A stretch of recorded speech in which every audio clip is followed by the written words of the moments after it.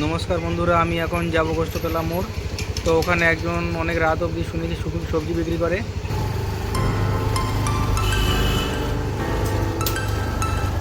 আমি এখন এসে গেছি সেই সবজি দোকানদারের কাছে।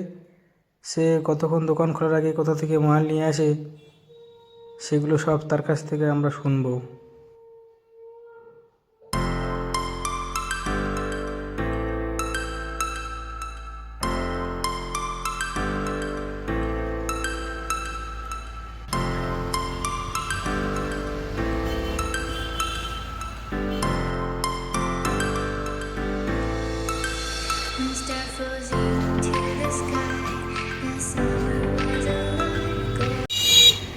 এই মাল কি করে আনো, কিভাবে এটা এত?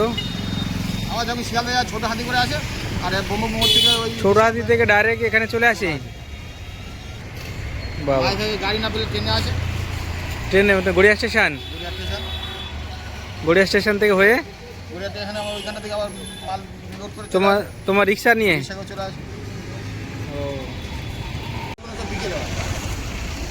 শিয়ালদা চৌবাগা সব বিকেলে, ওখানে সকালে বসে না সবজির মার্কেট? সকালে হয়, বিকেলে আসেন, মানে বিকেলে মাল মানে ওইখানে থেকে কিনা হয়। সকালে দেখুন বন্ধুরা, কত রকমের সবজি। এ অনেক ভোরবেলা উঠে যায় মাল আনতে, আর সারাদিন এখানে বসে মাল বিক্রি করে। এখন রাত 10টা বেজে গেছে, তাও মাল বিক্রি করে যাচ্ছে।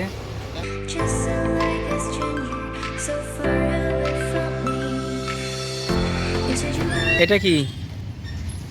এটা থোর, কলার থোর। এটা মোচা আছে, থোর আছে, ফুলকপি আছে,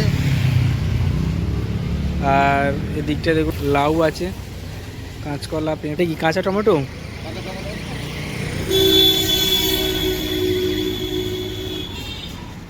কাঁচা টমেটো, কচু, বাঁধাকপি, ভ্যারাইটির সবজি এখানে পাওয়া যায়। এই এটা প্রদীপদা, এটা গোস্ততলা মন্দিরের পাশে দোকান। এই গোস্ততলা মন্দিরের থেকে একটুখানি, ওই যে সামনে দেখতে পাচ্ছেন গোস্ততলা মন্দির, ওখান থেকে একটুখানি গড়িয়ার দিকে এগিয়ে আসলে বাঁ দিকে প্রদীপদা এখানে বসে। সকাল বিকাল দুবেলাই বসে।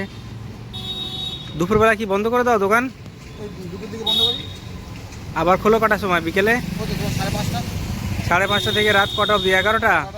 গরমকালে 12টা হয়ে যায়।